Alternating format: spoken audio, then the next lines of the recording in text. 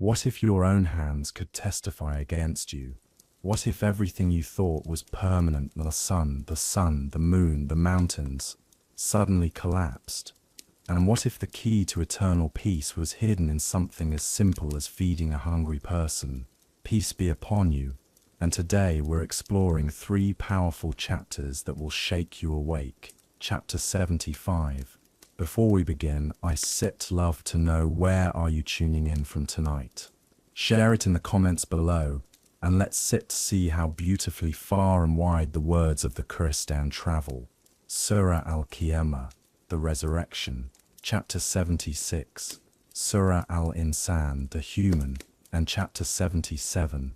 Surah Al-Mursalat, those sent forth. These aren't just ancient texts, they're urgent messages about your future, your purpose, and the choice that stands before every single one of us. You'll discover why your body parts will speak on the day of judgment, what the righteous will receive for their patience, and the question that echoes 10 times as a final wake-up call. By the end of this journey, you'll never look at your daily choices the same way again. Let's begin this reflection together, allowing these divine words to touch our hearts and transform our understanding. Surah Al-Qiyamah opens with something extraordinary. Allah swears an oath. Listen to verses 1 and 2. La uki simu bi your mil qiyamah. Allah uki simu bin nafsil lawama. I swear by the day of resurrection, and I swear by the self-reproaching person, a believer. And what does the creator of the universe swear by? The day of resurrection itself, Yawm al-Qiyamah. Think about that for a moment. When someone takes an oath, it's to emphasize the absolute truth of what they're saying. Allah is telling us, in the strongest possible terms, this day is real, this day is coming, this day is certain.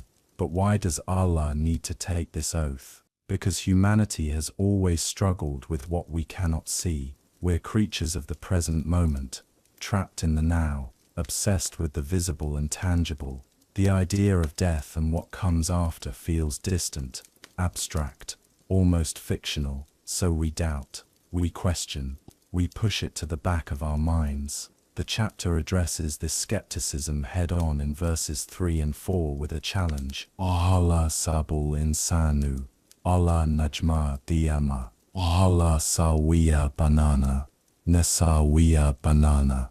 Does man, a disbeliever, think that we shall not assemble his bones? Yes, we are able to put together in perfect order the tips of his fingers. It's almost as if Allah is saying, you really believe I can't put you back together? The response is immediate and powerful. Not only can Allah recreate our bones, He can restore even our fingerprints. Not only can Allah recreate our bones, He can restore even our fingerprints. Allah's tiny unique ridges that identify each person as distinct from the billions who have lived before. If that level of precision existed in your original creation, why would recreation be impossible? This is where we need to pause and truly reflect. We live in an age of technological miracles. We've mapped the human genome, sent robots to Mars, and created artificial intelligence. Yet somehow we find it hard to believe that the one who created all of this from nothing can bring us back to life. We've limited Allah in our minds, measuring His power by our own limited understanding. But here's what's truly profound. Allah doesn't just mention bones, He specifically mentions fingertips, banana. Why? Because your fingerprints are your unique signature in this world. No two people share the same patterns. This detail tells us that on the day of resurrection you won't be recreated as some generic copy. You will be you, me, us, with every detail, every cell, every memory intact. There will be no confusion about identity, no mistaken judgments, no cases of wrong person. Each soul will face exactly what it earned. Verses 5 and 6 then shift to expose a deeper truth about human nature. Tal yuridul insanu liyafura amama. Allah salo aya ana yomu kiyama. Nay, Nanshrena reckoning. So he desires to continue committing sins. He asks, when will be this day of resurrection? This is the real reason behind our denial of the hereafter. It's not actually about whether resurrection is possible. It's about whether we want to face the consequences of our actions. If there's no day of judgment, then there are no consequences. We can live however we want, do whatever we please, hurt whomever we choose, and face no accountability. How convenient for our egos, how liberating for our desires, how disastrous for our souls. The disbeliever asks mockingly, Aya ana yomu kiyama. When will be this day of resurrection? But this question isn't asked with genuine curiosity or concern. It's asked with dismissal, with sarcasm, with the arrogance of someone who believes they have all the time in the world.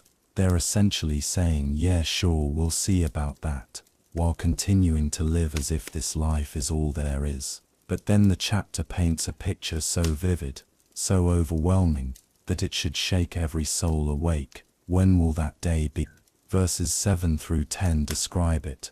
Fa'itha bari kolbasa, ha hasafal koma, ha ya lo zumia shamsu wal koma, yakulul insanu yoma ithin, aya lo mafa. So when the sight shall be dazed, and the moon will be eclipsed, and the sun and moon will be joined together, on that day man will say, where is the refuge to flee? It will be when the sight becomes dazed. Bari kol basar. When your eyes can no longer process what they're seeing because reality itself is being unmade. It will be when the moon is eclipsed. Ha safal kama. Not for a few minutes as we experience in this world, but permanently its light extinguished forever. It will be when the sun and moon are joined together. Jumia shamsu wal kama. Or folded up or stripped of their light. These celestial bodies that have marked our days and nights since the beginning of time will lose their purpose because time itself is ending. Imagine that moment. Everything you've used to orient yourself in this world, the rising sun, the setting moon, the cycle of days and nights, all of it collapsing, every reference point gone, every sense of stability shattered. And in that moment of complete cosmic upheaval, when the heavens and earth are convulsing, the human being will cry out, Aya lo mafa. Where can I flee? Where is the refuge? And the answer comes in verses 11 and 12. Kala la waza ila rabaka yoma ithil mustaqar. There is no refuge. Unto your Lord alone will be the place of rest that day. Nowhere to run, nowhere to hide, no escape route, no emergency exit, no loophole to exploit. The only destination, the only place of rest on that day, is unto your Lord Allah. Whether you're ready or not, whether you believe or not, whether you want to, this is the reality we're all heading toward, not a theory.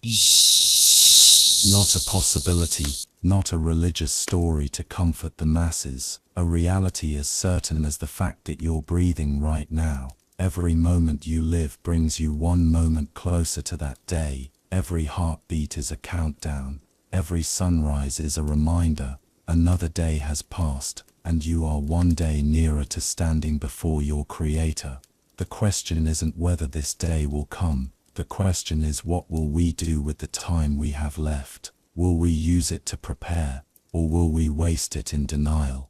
This is what Surah Al-Qiyamah forces us to confront. It strips away our comfortable illusions and places us face to face with the ultimate reality. Your bones will be reassembled. Your fingerprints will be restored. You will stand fully yourself, completely accountable, with nowhere to run and no one to save you but the mercy of Allah. The day of resurrection isn't just something that happens at the end of time. It's something that should inform every choice we make today, because how we live now determines how we'll be raised then. And that day, as we're about to discover, will sort humanity into two categories, and only two.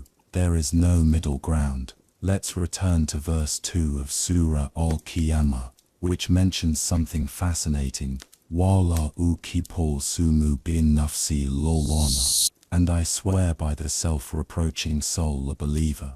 In Arabic this is called a nafsi lolwana. But don't let the terminology distract you from the profound meaning here. This is the conscience that lives within believers, the inner voice that holds us accountable when we slip, that whispers discomfort when we've done wrong. Think about the last time you did something you knew wasn't right. Maybe you lied to avoid an uncomfortable situation. Maybe you spoke harshly to someone who didn't deserve it. Maybe you wasted time on something meaningless when you had responsibilities waiting. What happened inside you afterward?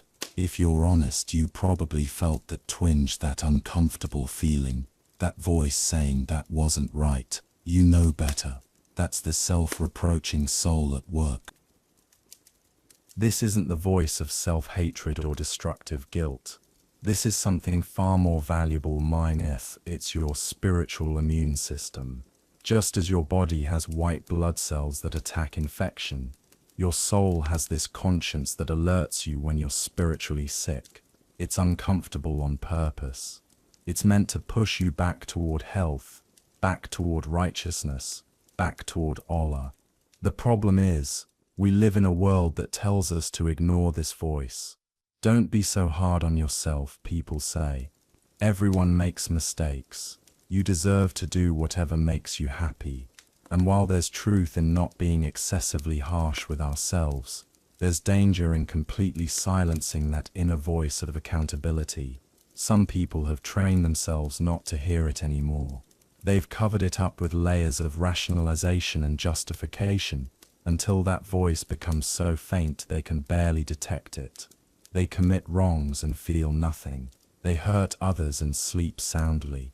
They waste their lives and feel no urgency to change. This is spiritual death while still breathing. But the believer listens to that voice. When it speaks up, they don't silence it. They respond to it. They acknowledge the wrong, seek forgiveness, and make it right. This is what it means to have a living, active faith. Your soul is awake, alert, engaged in the constant work of purification and growth. Here's the beautiful part. This self-reproaching soul is actually a blessing. Allah mentions it in the same chapter where he's taking oaths about the day of resurrection. Why? Because this inner accountability is a preview, a training ground for the ultimate accountability we'll face.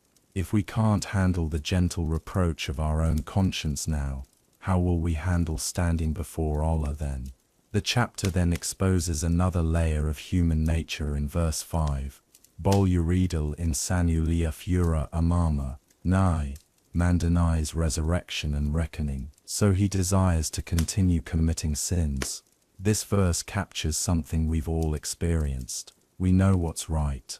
We know what we should do, but we think not yet. I'll change later, tomorrow, next week, after this event, when I'm older, when life settles down. We bargain with ourselves. Just this one more time, we say. After this I'll stop. But tomorrow comes and we say the same thing. The pattern repeats. Days become weeks. Weeks become months. Months become years. And suddenly we realize we've spent our entire lives putting off what matters most. This is the tonight-tomorrow trap. And it's one of the most dangerous games we play with ourselves. Because here's the truth no one wants to face: you might not get tomorrow. That breath you just took, you're not guaranteed another one. That heartbeat, it could be your last. The only moment you truly have is right now, this present instant. The disbeliever in verse 6 asks mockingly, Yasalu ayana yawmul qiyamah, when will be this day of resurrection? But the question reveals their mindset. They think they have endless time. They believe death is far away, the hereafter is distant, and they can live however they want in the meantime. They'll deal with spiritual matters later, when it's more convenient, when they're ready. But ready for what? Death doesn't wait for you to be ready.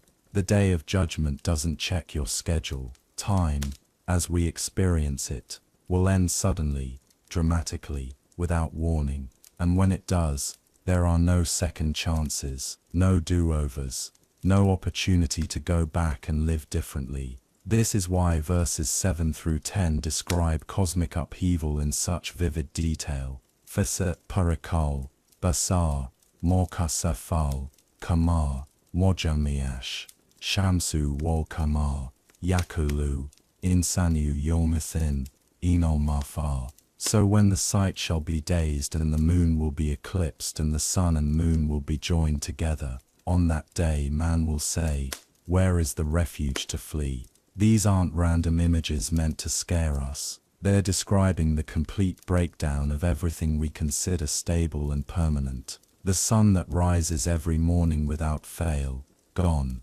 The moon that marks our months, extinguished. The rhythm of day and night that has structured human life since Adam, finished. Everything you use to orient yourself in this world will collapse. Every system you rely on will fail. Every source of comfort will vanish. And in that moment of total disorientation, when you're desperately looking for something, anything to hold on to, you'll cry out, Enol Mafar. Where can I flee? The answer comes back in verses 11 and 12 with brutal clarity. Kiala lawazar, Enol bika yomathin, mustakar. There is no refuge. Unto your Lord alone will be the place of rest that day. There is no refuge, no safe place to run, no bunker deep enough, no mountain high enough, no clever escape plan. The only destination is Ol-Alu, Enol Bika, to your Lord, and you'll arrive at his judgment, whether you spent your life preparing for it or running from it. This should fundamentally change how we approach each day, not with paralyzing fear, but with conscious urgency, not with anxiety, but with purpose. Every morning you wake up is another chance, perhaps your last chance, to get things right, to pray that prayer you've been delaying, to seek forgiveness for that wrong you committed, to repair that relationship you damaged, to do that good deed you've been putting off. Don't wait for the perfect moment. Don't wait until you feel ready. Don't wait until life becomes less busy or less complicated. It won't. The time to turn back to Allah is always now. The moment to change is always this one.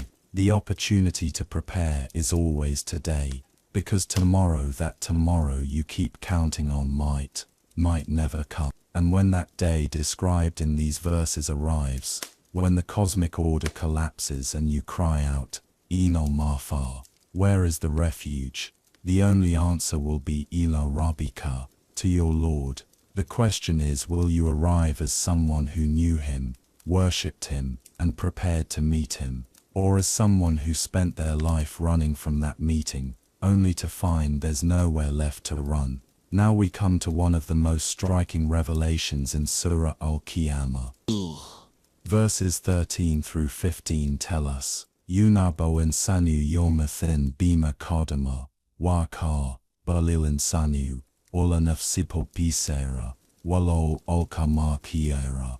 On that day man will be informed of what he sent forward and what he left behind. Nay, man will be a witness against himself, though he may put forth his excuses. Let that sink in for a moment. On the day of judgment, you won't need a prosecutor.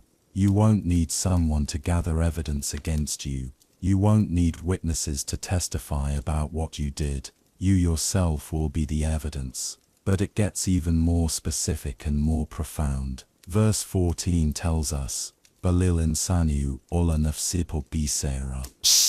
Man will be a witness against himself, even as someone tries to make excuses, walo olkama kiera. Even as they attempt to rationalize and justify their actions, they will be a witness against themselves. And what does this mean practically? Your hands will testify about what they did. Your feet will testify about where they walked. Your skin will testify about what it touched. Your eyes, your ears, your tongue, every part of you that participated in your deeds will have its own testimony to give. Imagine standing there trying to deny something you did. No, I never did that, you might say, and then your own hand speaks up. Yes, you did. I was there. I did it. What defense do you have against your own limbs? What lawyer can argue against your own body's testimony? What excuse can stand when your own flesh contradicts you? This isn't some abstract theological concept meant to frighten children. This is a reality that should transform how we live every single day. Your body isn't just a tool you use, it's a witness that's recording everything. Every action, every touch, every step is being documented not in some external book, but in the very fabric of your being. Think about how this changes your relationship with your own body. That hand you're using right now, is it doing something it will proudly testify about, or something it will shamefully reveal? Those eyes you're looking through, are they seeing things they'll be honored to report, or things they'll reluctantly expose? Those feet you walk on, mine, are they taking you to places they'll gladly mention, or locations they'll wish they could hide? We spend so much time trying to hide our actions from others. We check over our shoulders. We delete our browsing history. We make sure no one sees. We swear people to secrecy. But verse 14 reminds us that the ultimate witness is not outside us. It's us. You can fool other people. You can maintain a perfect public image while living a completely different private life. But you cannot fool your own body parts, and they will speak the absolute truth on that day. Now here's what makes this even more profound. Verse 13 mentions two things you'll be informed about. Bima Kodama, Wahaha, what he sent forward and what he left behind. What you sent forward are your deeds, the good and the bad, the prayers and the sins, the kindness and the cruelty. These are the investments you made in your afterlife account. But what about Wahaha, what he left behind? This refers to your legacy, your influence, the ripple effects of your life. Did you leave behind good traditions that others continue to follow? Did you teach someone knowledge they're still using? Did you raise children who pray for you? Or did you leave behind bad examples, harmful innovations, negative influences that continue to hurt people even after you're gone? Think about this. You're not just responsible for what you do. You're responsible for what you set in motion. Every time you teach someone something, you're leaving something behind. Every time you establish a pattern in your family, you're leaving something behind. Every time you influence someone's thinking or behavior, you're leaving something behind. And all of it, Mina Kodama Wahaha, both what you sent forward and what you left behind, will be presented to you on that day. This is why verse 15 says, Wa laha ha mathira. Minus, though he may put forth his excuses. We're masters of excuses, aren't we? Everyone else was doing it. I didn't know any better. I was going through a tough time. It wasn't that bad. I meant to stop, but we have an excuse for everything. We've rationalized every wrong decision, justified every poor choice, explained away every moment of weakness. But here's the reality. When your own body testifies against you, when your own limbs contradict your excuses, when the evidence is literally written in your cells, no excuse will hold up. The judge isn't some external figure who might be swayed by your words. The judge is Allah, who knows what you did before you did it, who knows why you did it better than you know yourself, who knows the truth behind every excuse you've crafted. This should create in us a sense of profound accountability, not the crushing, despairing kind that paralyzes us, but the awakening kind that motivates us. Every moment is an opportunity to give your body parts something good to testify about. Every day is a chance to send forward something beautiful and leave behind something beneficial. Your hands, use them in service. Let them give charity, prepare food for your family, help someone in need, write words of encouragement, create something beautiful, fix what is broken. When they testify on that day, let them have good news to share. Your feet, walk them to the prayer, take them to visit the sick, to attend gatherings of knowledge, to stand up for justice, to carry you toward what is right even when it's difficult. Let their testimony be one of righteous journeys. Your eyes, guard them from what they shouldn't see, direct them toward what is beneficial, reading the Qur'an, studying what brings you closer to Allah, looking at the world with gratitude and wonder, seeing the needs of others with compassion. Let them witness for you, not against you. Your tongue, this might be the most dangerous witness of all. How many of us will be undone by our own words? The gossip we spread, the lies we told, the harsh words we spoke, the backbiting we engaged in, the time we wasted in meaningless talk. But it could also be our greatest asset.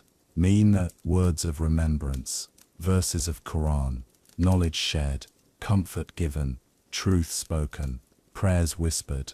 The beautiful thing about understanding this reality now, while we still have time, is that we can change the testimony our body parts will give. Every moment of awareness is an opportunity for redemption. Every conscious choice to do right is adding to the positive testimony. Every time you stop yourself from wrong, you're preventing a negative witness. This is the mercy within the warning.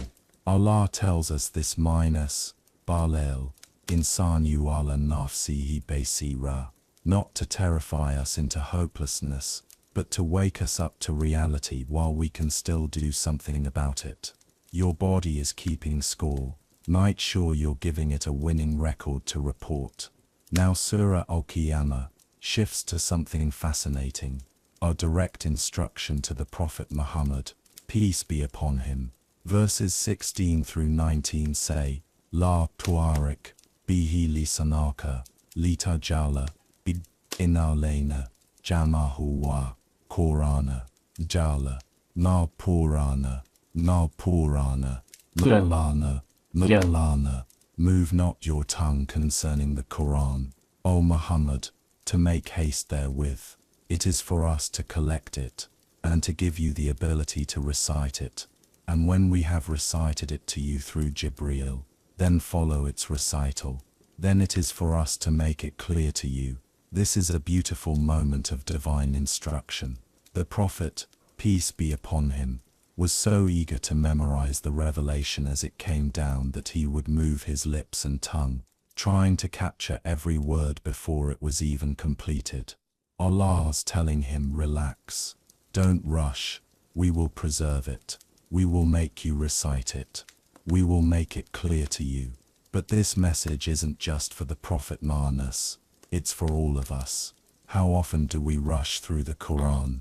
We race through verses, checking off pages, counting how many we've completed, but not really absorbing what we're reading. We're so focused on quantity that we forget quality. We're so concerned with finishing that we forget understanding. In Jalena, Jamahu wa, Qur'ana, it is for us to collect it, and give you the ability to recite it. Allah takes responsibility for preserving the Qur'an.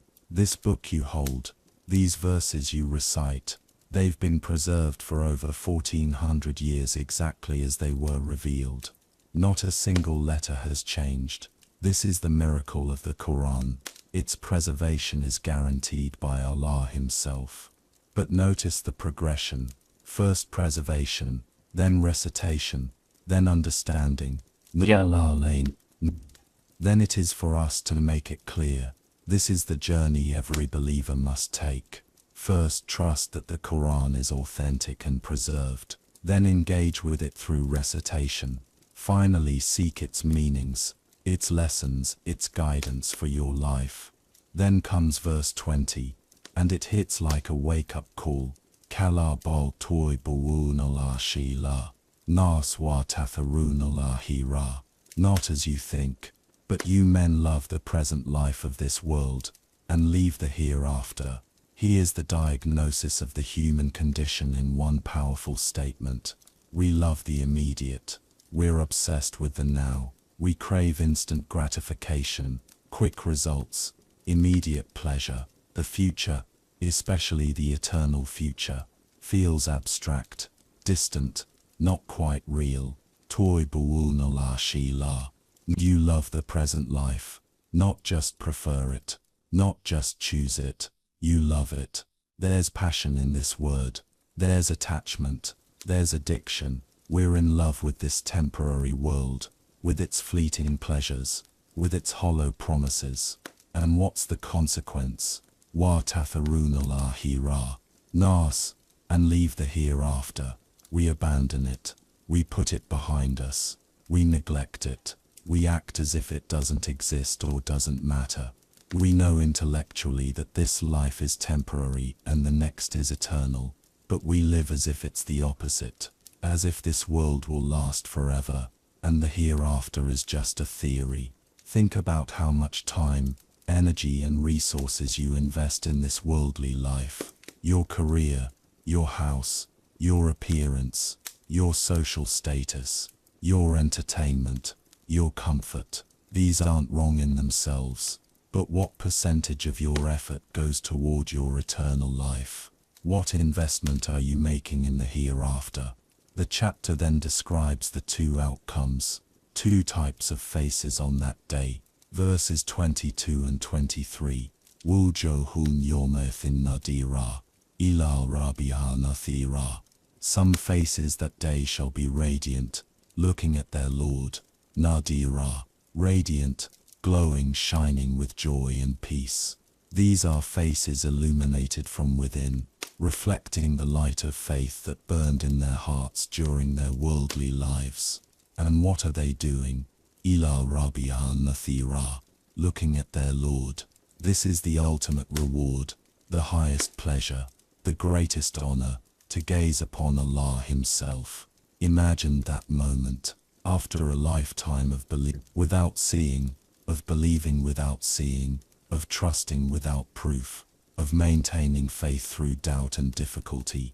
Finally, you see Him, the one you prayed to, the one you worshipped, the one you loved and feared and hoped in. This is why the righteous endured hardship in the world. This is what made every sacrifice worth it. This vision of Allah, this is paradise within paradise. But then verses 24 and 25 show us the contrast. Wa wujuhun yom ethin basira, tathanu an yufala biha fahira. And some faces that day will be dark, gloomy, frowning, and sad, thinking that some calamity is about to fall on them. Basira. While the believers' faces shine with joy, these faces are clouded with terror. Tathanu an yufala biha fahira. Thinking that some calamity is about to fall on them. They know what's coming. They can sense the punishment approaching. The dread, the fear, the regret. It's all written on their faces.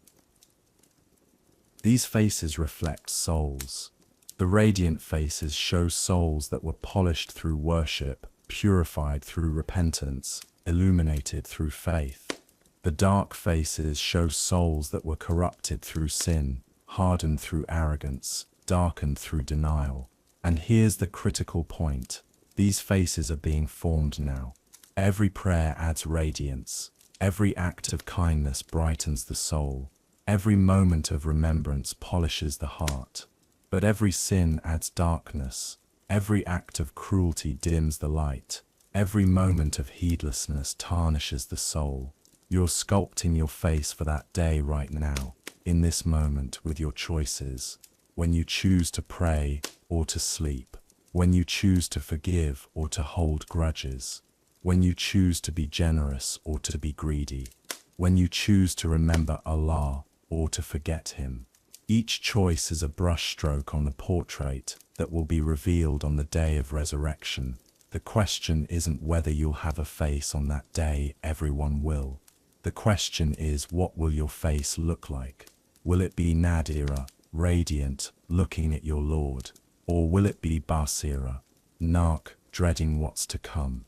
Verses 26 through 30 then describe the moment of death. Kala etha balagatan, teraki, more kila, man raki, more kila, vana anahol firaki, wal tafatis, saki, bisaki, ila, rabika, yama ethel masaki.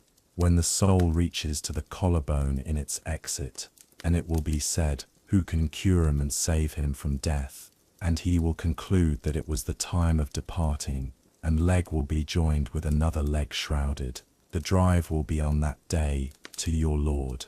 This is the moment of truth.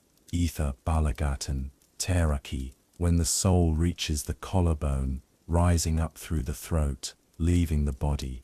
Wakila, manraki, mand, it will be said, who can cure him?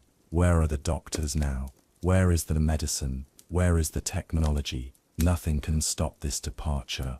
Wolfana anahol firaki, mand, he will conclude that it was the time of parting, the final goodbye, the last breath, the end of this chapter and the beginning of the next. Wal tafatis, saki, bisaki, and leg will be joined with another leg in the shroud, and then the final destination, ila, rabika, yama ethel masaki. To your Lord is the drive that day. Every soul's journey ends at the same destination, ila. The only question is, how will you arrive? Surah Al-Qiyamah now presents us with the ultimate indictment. Verses 31 through 33 declare, Fala saddaka, wal fala, ama thahaba, ila alihi yatamata. So he neither believed nor prayed, but on the contrary, he belied this Qur'an, and turned away. Then he walked in full pride to his family, admiring himself. Look at this devastating description of the disbeliever. Fala saddaka, wal fala sala.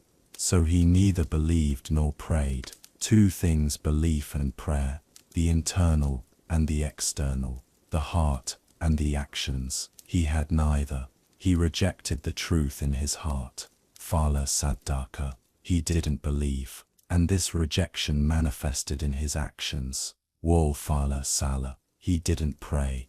Prayer is mentioned specifically because it's the most fundamental act of worship in Islam. It's the pillar that distinguishes the believer from the non-believer. 5 times a day you're called to stand before Allah, to bow, to prostrate, to acknowledge His greatness and your need for Him. When someone abandons prayer, they're essentially saying, I don't need you, I don't acknowledge you, I can live my life without turning to you. But it doesn't stop there. Wal fala ki, kathaba, wal fala. But on the contrary, he belied and turned away. Not only did he not believe, he actively rejected. Kathaba, he called it a lie. He didn't just ignore the Qur'an, he denied it, mocked it, dismissed it as false. And tawalla, he turned away, he turned his back, he walked away from guidance when it came to him. And then the final insult, fala, ila, iyatamata.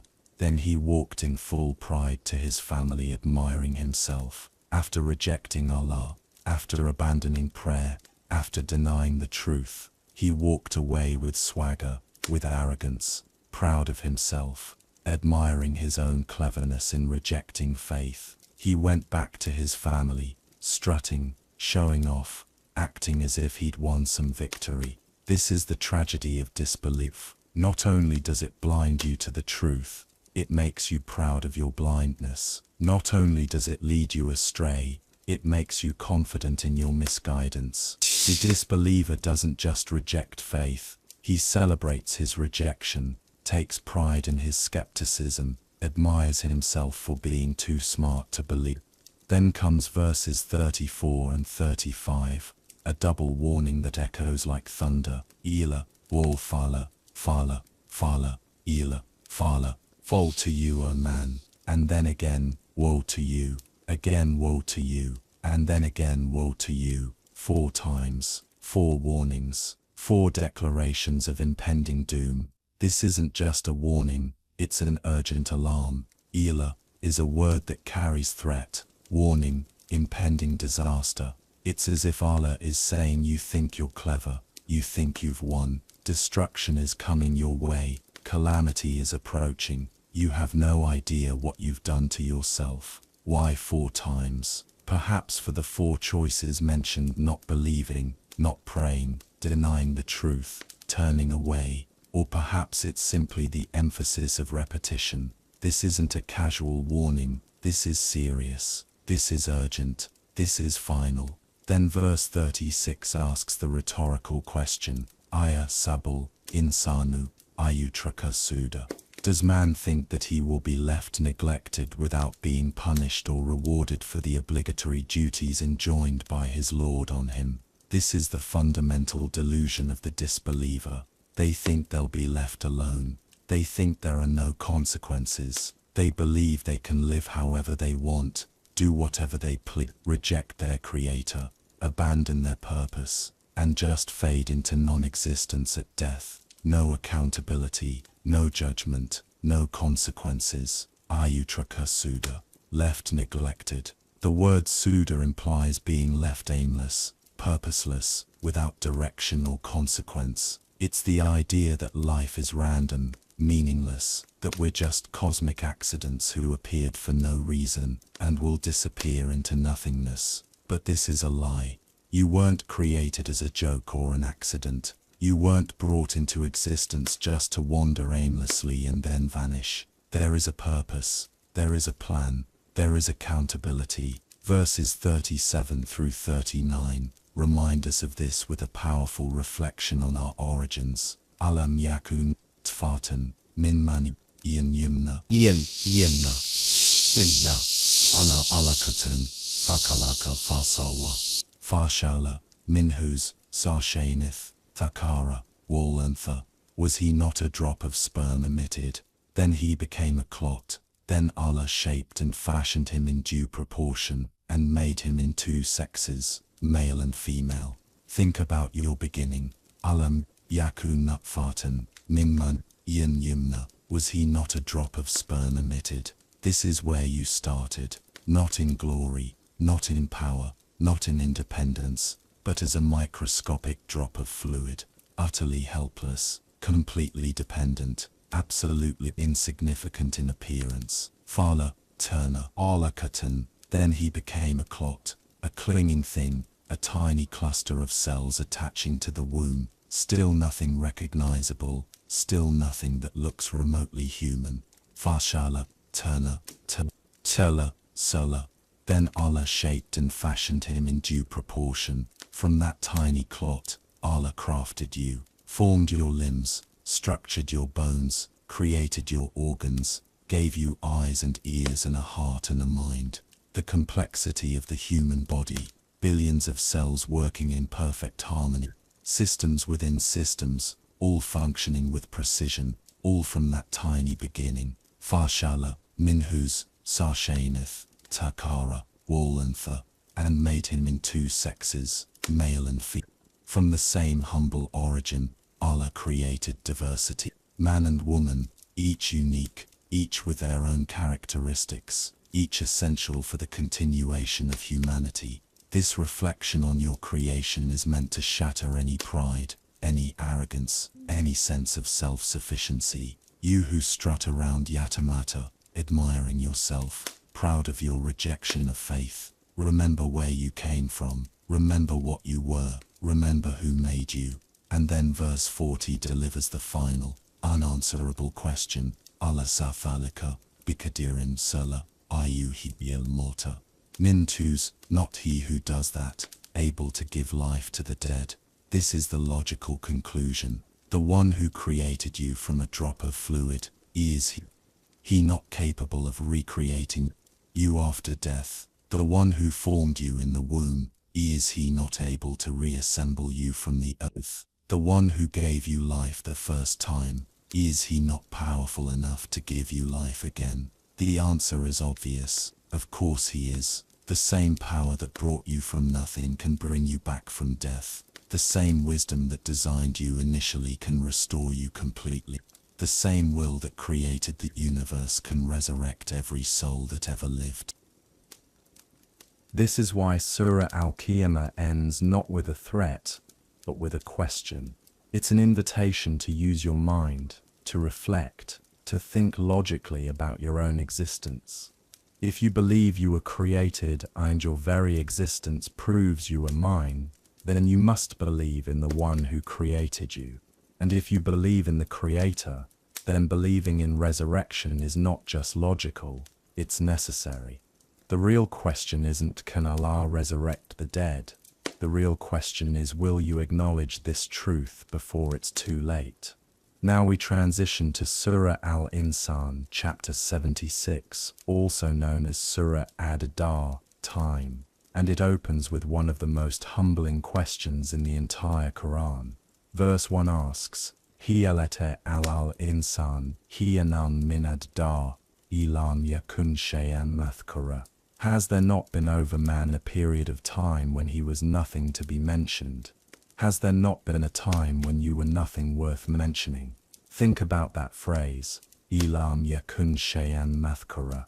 You were not even a thing worth mentioning. You didn't exist. You weren't a thought in anyone's mind except Allah's. You weren't planned by your parents. You weren't expected by the world. You simply were not. This verse is asking you to remember your absolute nothingness. Not just your humble beginnings as we discussed in the previous chapter, but your complete non-existence. There was a time, billions of years, when you were not even a possibility. The universe existed without you. Life flourished without you.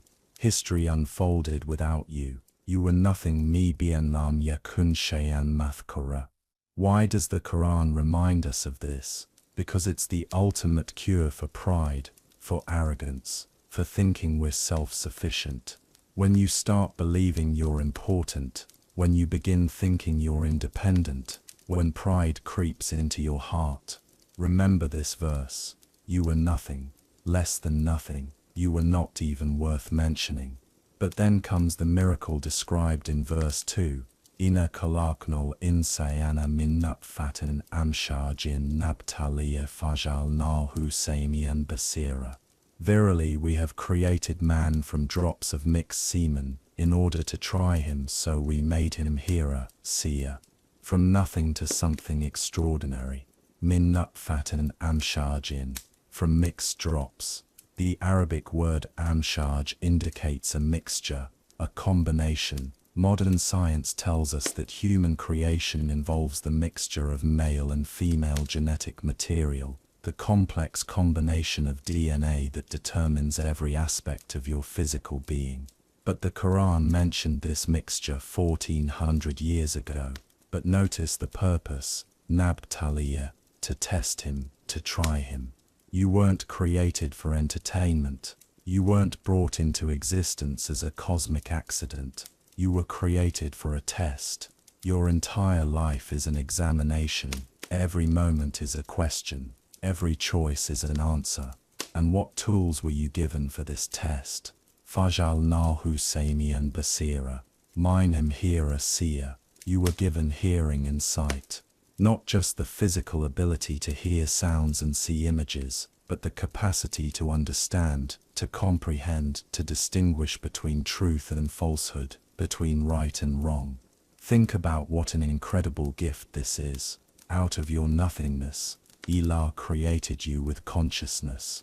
You can hear His guidance. You can see His signs. You can understand His message. You're not like the animals, driven purely by instinct. You're not like the angels, created without choice. You're human and blessed with awareness and burdened with responsibility.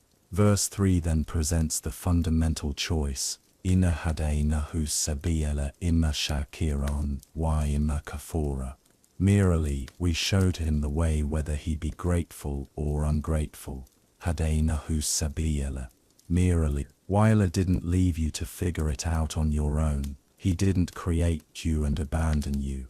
The path has been made clear, the guidance has been sent, the way forward has been illuminated, and then comes the choice that defines your entire existence. Imma shakiran wa imma kafura. Merely, waladinba grateful or ungrateful. Either you recognize the blessings and respond with gratitude, or you ignore them and respond with ingratitude. Either you acknowledge your Creator and live in submission to Him, or you pretend you're self-sufficient and live in rebellion against Him.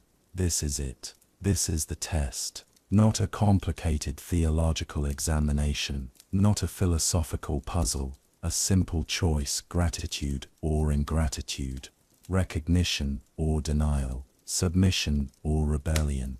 But notice the verse doesn't say either believer or disbeliever. It says either grateful or ungrateful. Because real faith isn't just intellectual acceptance of Allah's existence. Real faith is gratitude. It's recognizing that everything you have, your life, your abilities, your opportunities, your loved ones, everything comes from Him, and responding with thankfulness. The ungrateful person looks at their blessings and says, I earned this, I deserve this, I made this happen.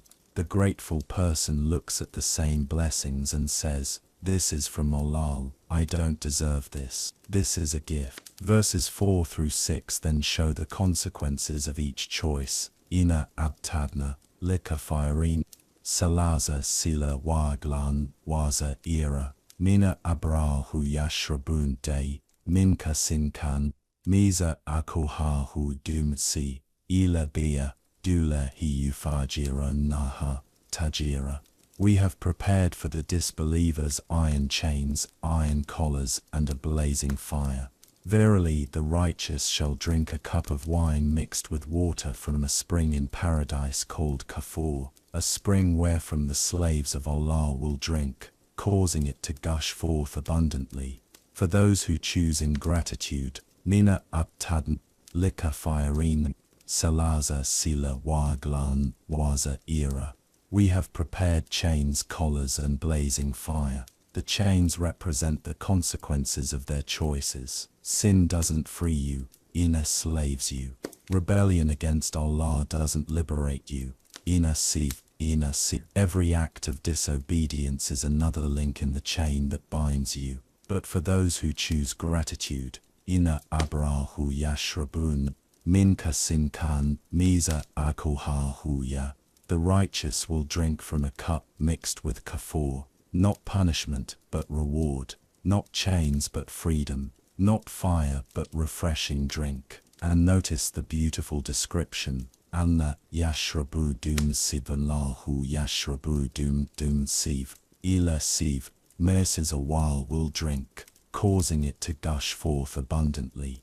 The word ibadullah, mina slaves of Allah hu yashrabun dum siv, inasiv, orval, inasiv, pa hu yashrabun dum siv, orvala hu yashrabun dum siv. This is the paradox of faith. True freedom comes through submission to Allah. Real liberation comes through acknowledging your dependence on Him. Genuine independence comes through recognizing your absolute need for Him. The spring yufajiran nahu yashrabun dumsi. They will cause it to gush forth abundantly. In paradise, even the springs obey the righteous. Even nature serves those who served Allah hu yashrabun. The same people who were humble servants of Allah hu yashrabun dumsi. This is the choice that began with your creation from nothing. From lam yakun shay'un madhkura, you were nothing worth mentioning, to potentially becoming ibadullah, ma'ana slaves of Allah hu yashrabun dumsi. The journey from nothingness to eternal bliss starts with one simple decision: will you be grateful or ungrateful? The test isn't complicated, the choice is clear, the consequences are eternal. What will your answer be? Now Surah Al-Insan paints one of the most beautiful portraits of righteous people in the entire Qur'an. These are the ones who chose gratitude, who recognized their Creator, who understood the test. Let's see what characterizes them. Verse 7 begins, Yufuna bin nathri wa yakhahu yashrabun dunsiv. They are those who fulfill their vows, and they fear a day whose evil will be widespreading. Yufuna bin nahu. They fulfill their vows. When they make a promise to Allah hu yashrabun dunsiv, orvan dunsiv.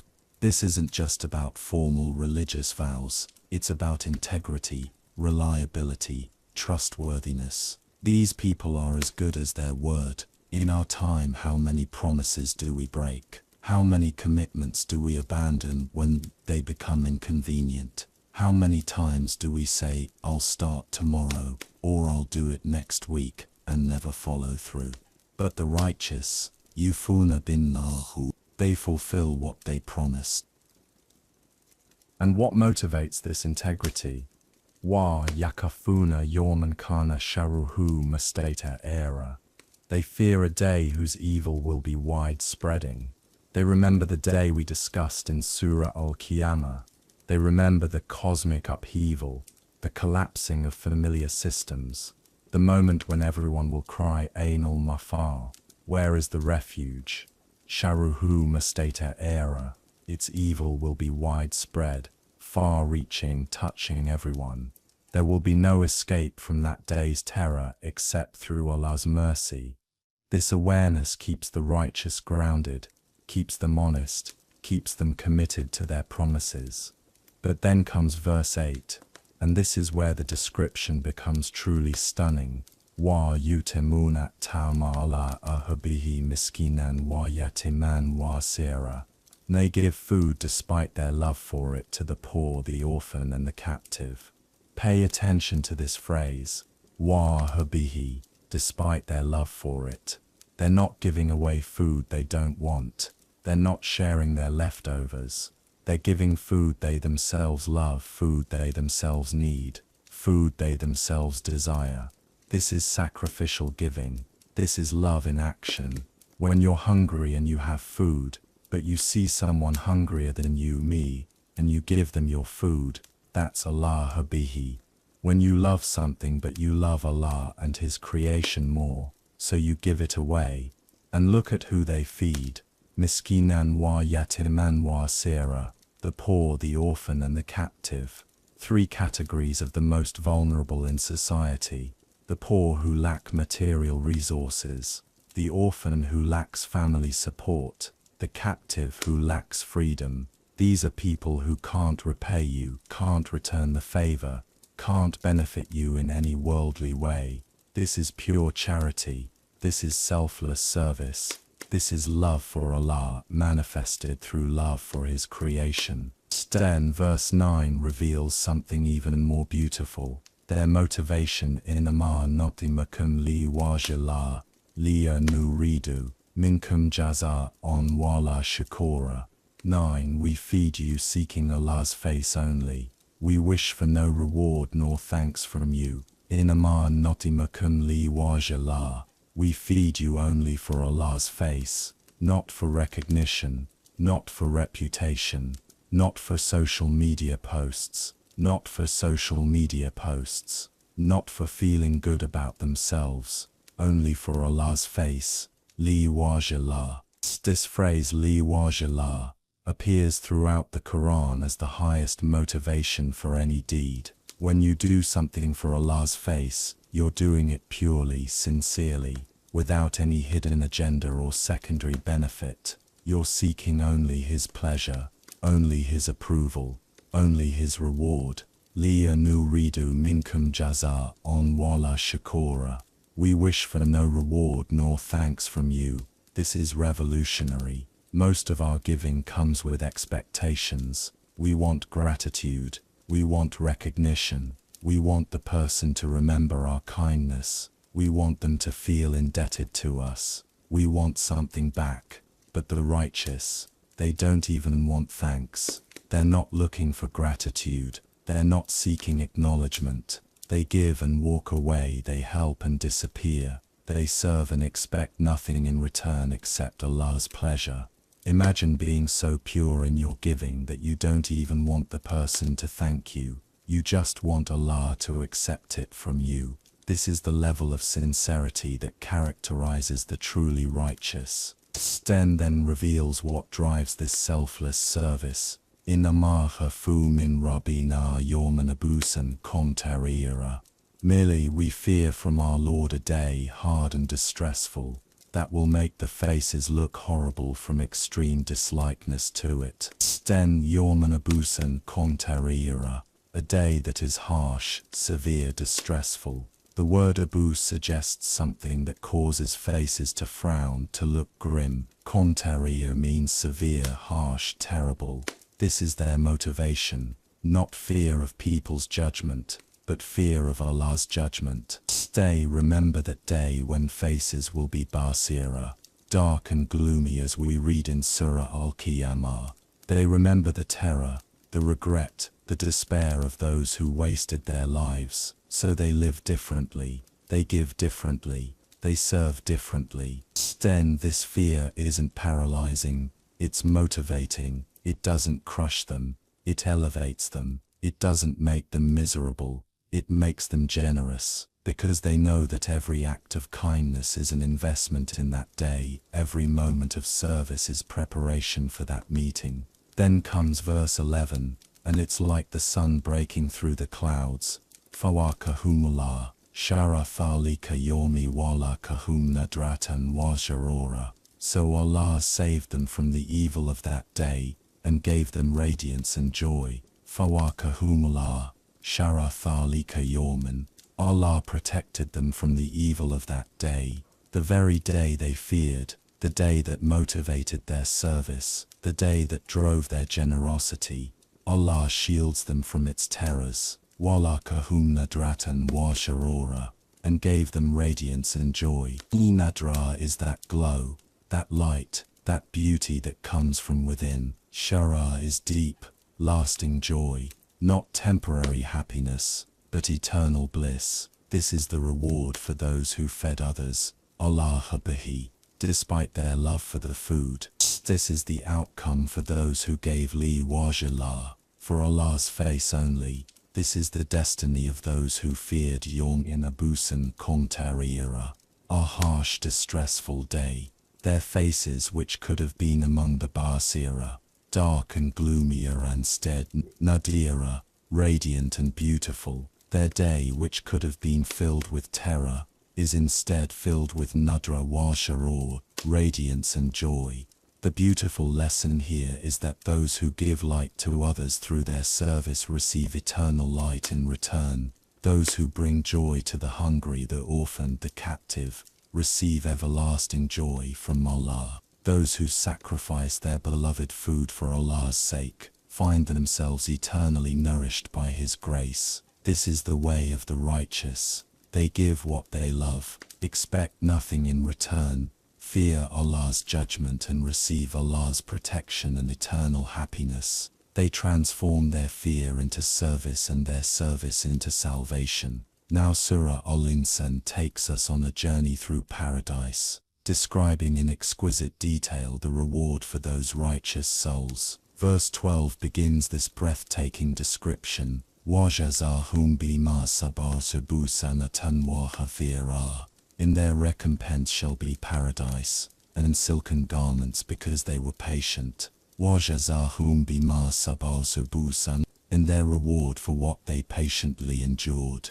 Notice the word sabar, patience, perseverance, endurance. The righteous didn't just do good deeds, they persevered through difficulty. They were patient when giving away food they loved. They were patient when people didn't thank them. They were patient when their kindness wasn't returned. They were patient with Allah's decree, with life's hardships, with the slow process of spiritual growth. Jannatan wa hafira, paradise in silk. But this isn't just about luxury. Silk in the ancient world was the finest, most precious fabric. It represented ultimate comfort, beauty, elegance. After a lifetime of giving away what they loved, after enduring hardship with patience, they are clothed in the finest garments paradise has to offer. Verse 13 continues, Mutaki'in fiha Allah ik la yarana fiha shamsan wa la zamayara. Reclining therein on raised thrones, they will see there neither the excessive heat of the sun nor the excessive bitter cold. Mutaki'in fiha Allah ik. Reclining on raised thrones, These are people who spent their earthly lives serving others, bending down to help the poor, kneeling to give charity, lowering themselves in humility. In paradise they are elevated. They recline on thrones awaken, not just chairs but royal seats of honor. La yarana fiha shamsan wala zamhayara. They will see neither sun nor bitter cold, no scorching heat that burns and exhausts, no freezing cold that numbs and hurts, no freezing cold that numbs and hurts. Perfect temperature, perfect comfort, perfect environment. Their earthly lives may have been marked by discomfort as they sacrificed for others, but their eternal lives are marked by absolute comfort. Verse 14 adds another layer of perfection. Wajanayatana la yindila, la la, wajalila, kufuha taflila, and the shade thereof is close upon them, and the bunches of fruit thereof will hang low within their reach. Wajanayatana la yindila, la la, and its shade is brought close to them. The trees in paradise bend their shade toward the righteous. Even nature serves them. The same people who served Allah's creation find that Allah's creation now serves them. Wa daholalat, kalafuaha taflila, and its fruits hang low within easy reach. The word daholalat suggests submission, humility. The fruits humble themselves, making themselves easily accessible. No climbing, no struggling, no effort required. The fruits of paradise present themselves to those who, in this world, presented themselves to serve others. Think about the beautiful reversal here. In this world, the righteous humbled themselves izaholalat, to serve others. In paradise, the fruits humble themselves to serve them. In this world, they bent down to help the needy. In paradise, the trees bend down to offer them fruit. Verses 15 and 16 describe the service they receive. Holalisafuaha, walihim bayaniatin min fidatin, wa kwabin, kanut, kwawereja, min fidatin, kwada, ruah, takdada. In amongst them will be passed round vessels of silver and cups of crystal clear, made of silver. They will determine the measure thereof, according to their wishes. Wa yutafua, walihim, vessels will be passed around to them, they are being served. The people who spent their lives serving others are now being served in the most elegant way possible. Bayaniatin min fidatin, wa kwabin, kanut, kwawereja, with vessels of silver and cups of crystal. The finest materials, fida, silver, represents purity, value, beauty. Kwawereja, crystal, represents clarity, transparency, perfection. Kwawereja, min fidatin, kwada, ruah, takdada, crystal made of silver, measured according to their wishes. This is miraculous. Crystal, with the properties of silver, vessels crafted exactly to their preferences. In this world, they accepted whatever Allah gave them with gratitude. In paradise, everything is customized to their exact desires. Verses 17 and 18 introduce the drinks of paradise. Wa yusqaw, na fiha, kasan, kana, niza, jiha, zanja, bayala, nasa, jimota, simmota, salsabayala. And they will be given to drink there a cup of wine mixed with ginger, a spring there, called salsaba, niza, jiha, zanja, bayala, mixed with ginger. Ginger in the ancient world was precious, exotic, valued for its warmth and medicinal properties. The drinks of paradise aren't just refreshing, they're perfectly crafted, expertly mixed, designed for maximum pleasure and benefit. Ayana, fiha, tisana nota, salsabayala. A spring called Salsaba, the name itself is beautiful. Salsaba suggests something that flows smoothly, easily, pleasantly. This isn't just water, it's the ultimate refreshment, flowing directly from the named spring in paradise. Verse 19 describes their servants. Wa yutafu alayhim, waladanan, mukoladun, ether, Riatihim, Hazaba, Ta, Mulalu, Unmandora, and round about them will serve boys of everlasting youth. If you see them you would think them scattered pearls. Waladanan, Mukoladun, eternally youthful servants. These are beings created specifically to serve the people of paradise. Forever young, forever beautiful, forever devoted to making the righteous comfortable. Hazaba, Mulalu, Unmandora, you would think them scattered pearls. Pearls are precious, rare, beautiful. When scattered, they create a pattern of beauty across any surface. The servants of paradise are so beautiful, so perfect, that seeing them is like seeing precious pearls scattered about. Verse 20 gives us a glimpse of the vastness. Wayateha, Tana, Wayateo, Nafo, Mula, Tanta, Taba, Undo. And when you look there in paradise, you will see a delight that cannot be imagined, and a great dominion. Wayateha, Nafo, Mula, Tanta, Taba, you will see delight, and a great kingdom. Nayam is comprehensive bliss, perfect happiness, complete satisfaction. Mula, Taba, is a vast dominion, an enormous realm. Paradise isn't a small garden, it's an infinite kingdom of perfect happiness. This is what awaits those who gave food. Unlota, unlot. This is the destiny of those who said Inamanota, Mukulula, unlot.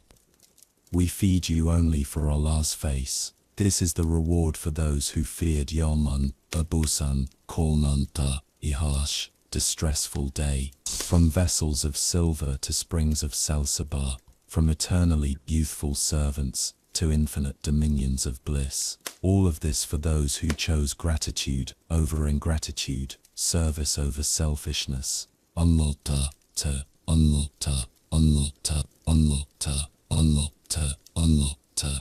The question is, are you willing to give up what you love in this temporary world to gain what you'll love forever in the eternal world? As we continue through this magnificent description of paradise, verse 21 paints an even more beautiful picture.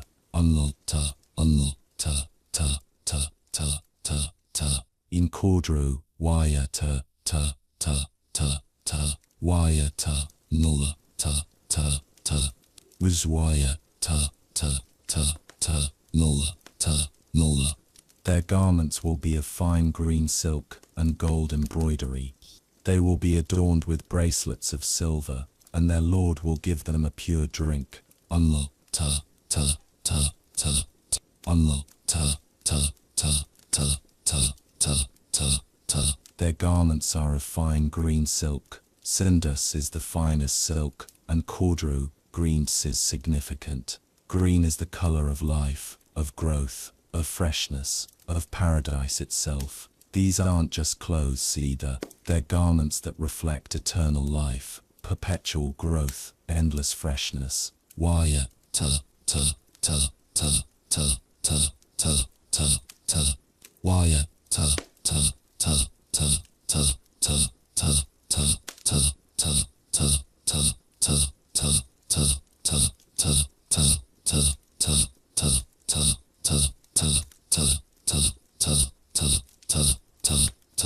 After a lifetime of wearing simple clothes, of giving away what they loved, of prioritizing others' needs over their own comfort, they are dressed in the most exquisite garments imaginable. Waya ta.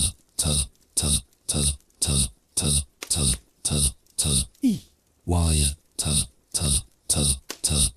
They are adorned with bracelets of silver. Unlo ta.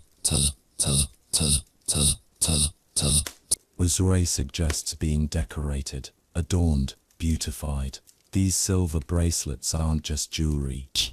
They're symbols of honor, marks of distinction, signs of Allah's recognition of their service. But then comes the most beautiful part. Waya ta.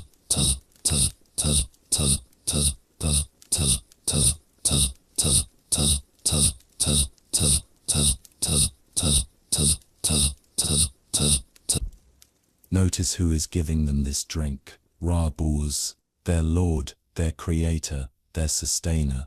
This isn't just any drink. This is a drink served by Allah himself. Sharaban tahura ta ta ta ta ta ta ta ta ta ta ta ta ta ta ta ta ta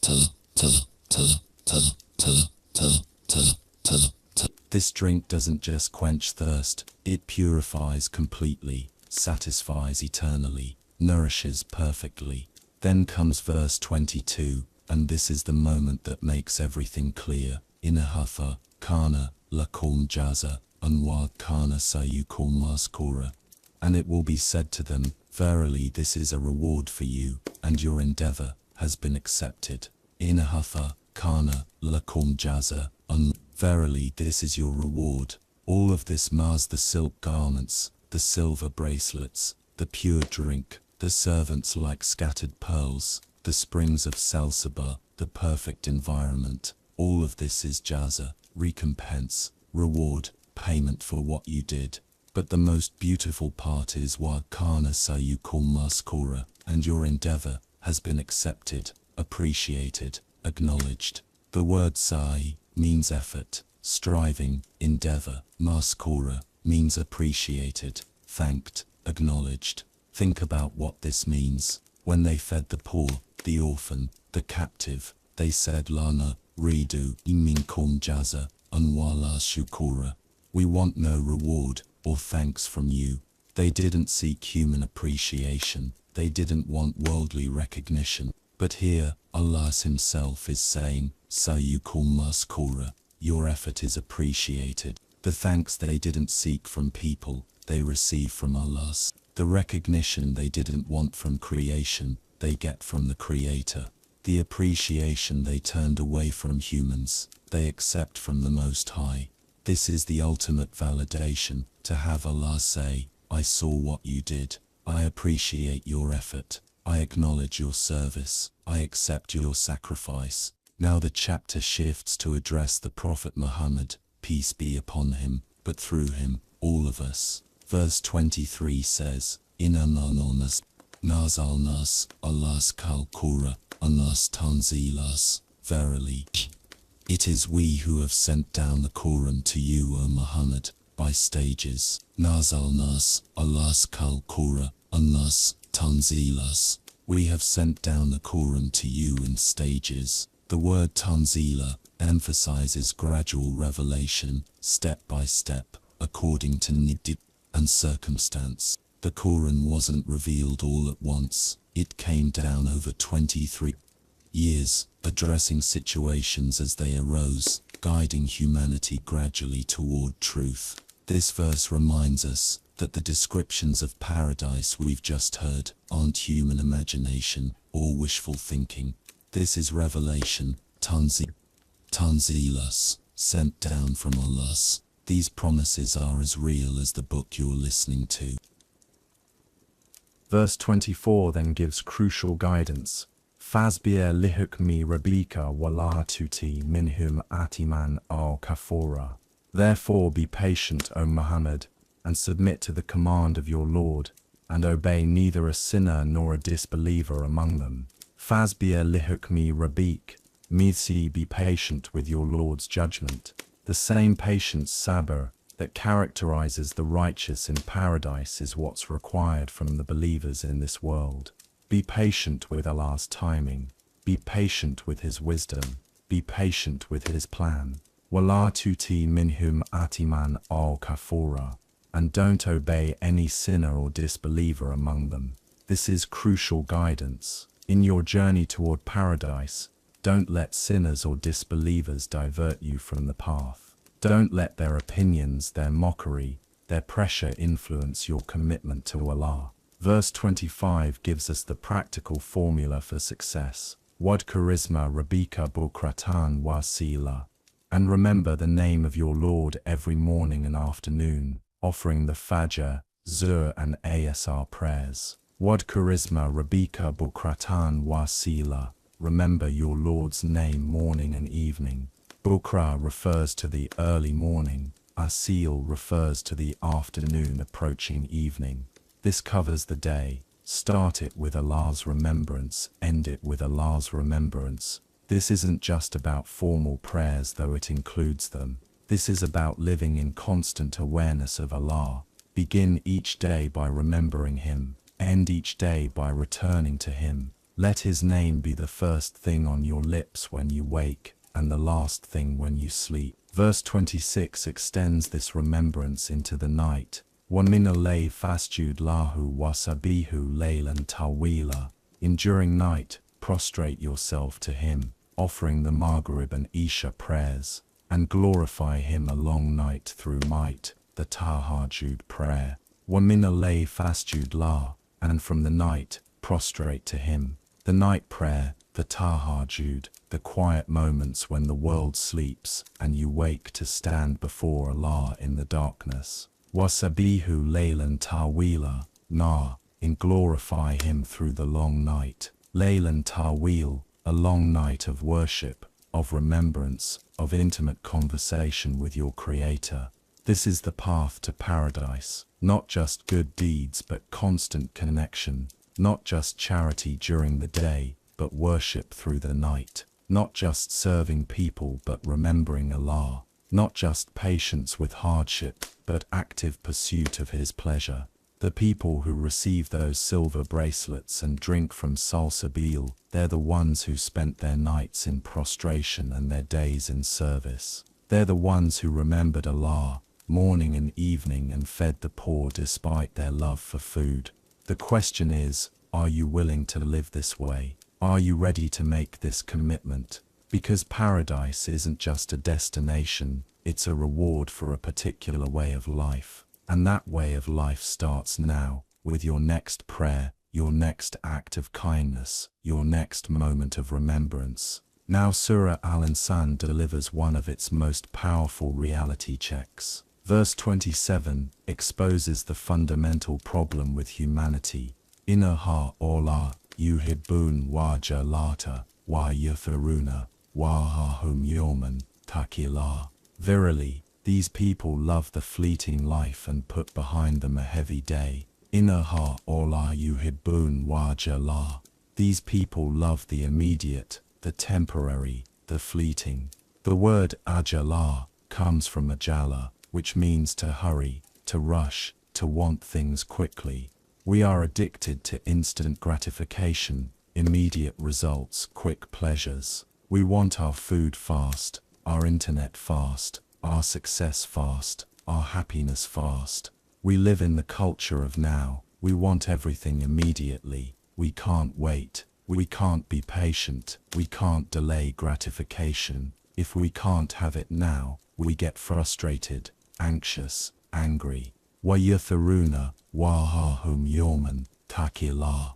And they put behind them a heavy day. Yatharun means to leave behind, to abandon, to neglect. Wahahum means behind their backs. Yom Thakil, a heavy day. Think about this imagery. We're walking through life with our backs turned to the day of judgment.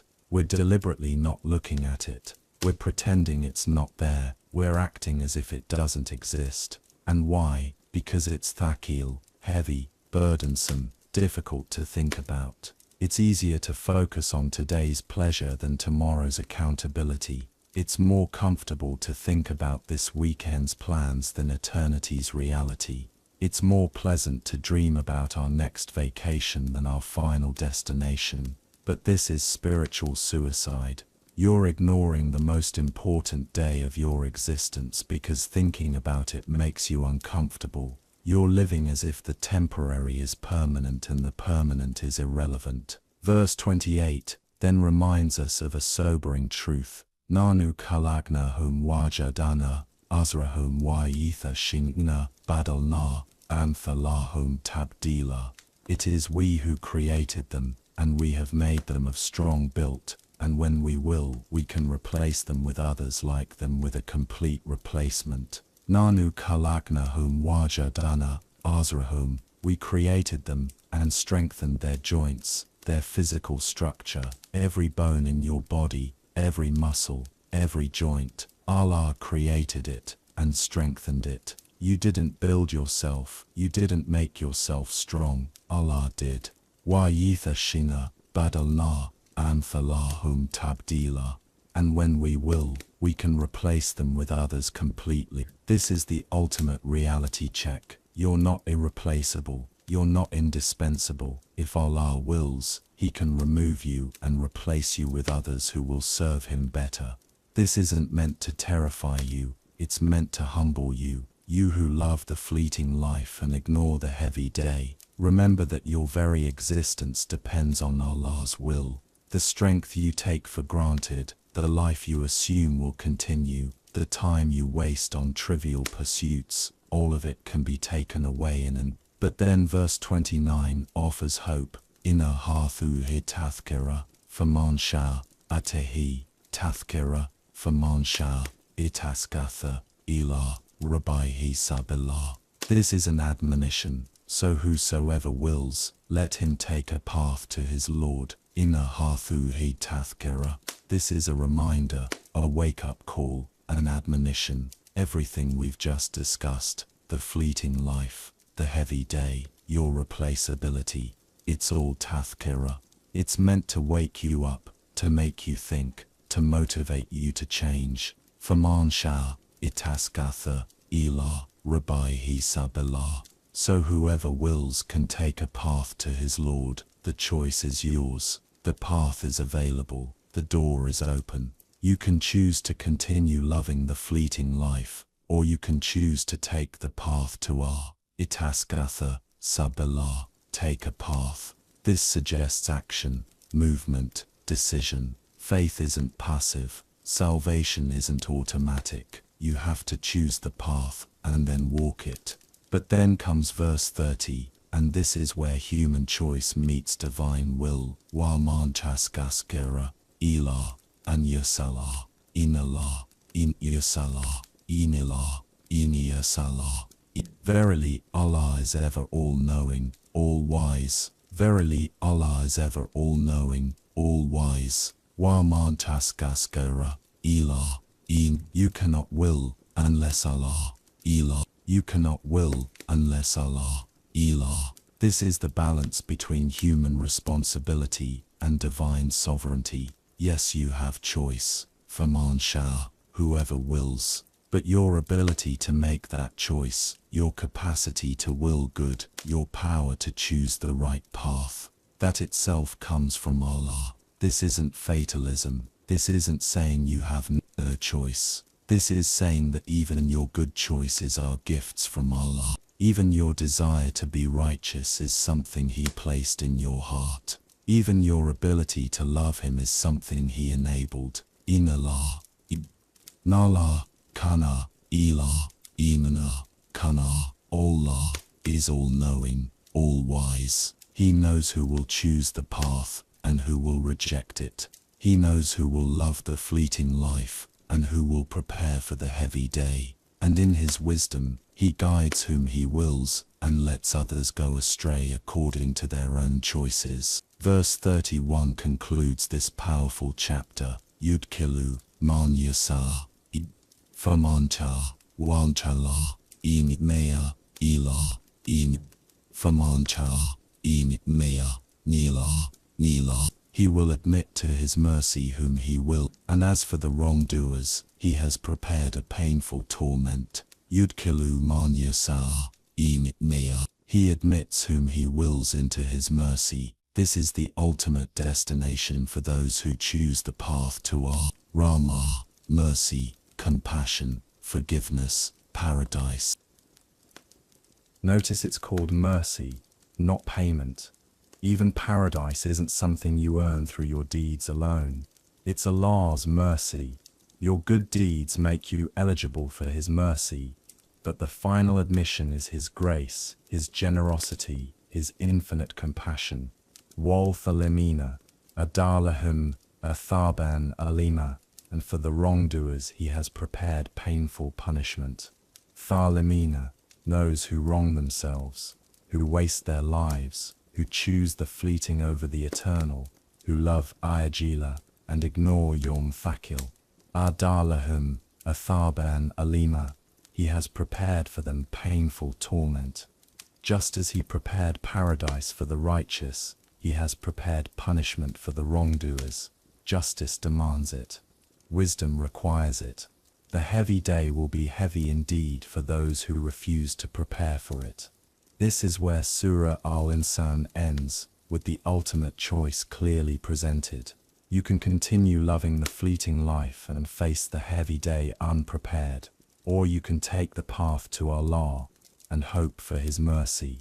You can be like those who give food despite their love for it and receive eternal reward. Or you can be like those who hoard what they love and face eternal regret. You can remember Allah morning and evening and glorify Him through the long night. Or you can forget Him in pursuit of temporary pleasures. The path is clear. The choice is yours. The time is now. What will you choose? As we transition to our final chapter, Surah Al-Mursalat, remember this: every moment you delay is a moment closer to that heavy day. Every choice to prioritize the fleeting over the eternal is a step away from paradise. Every act of service, every moment of remembrance, every sacrifice for Allah's sake is an investment in your eternal future. The question isn't whether that day will come. The question is, how will you arrive? Now we enter Surah Al-Mursalat, chapter 77, those sent forth. This chapter opens with a series of powerful oaths that build to an inevitable conclusion. Listen to the rhythm, feel the intensity building. Verses 1 through 5. Wal Mursalah, Fa, Fa, Fa, Fa, Fa, I Nashara, Fa, Fa, Fa, Fa, Fa, La, Fa. By the winds sent forth one after another, and by the winds that blow violently, and by the winds that scatter clouds and rain.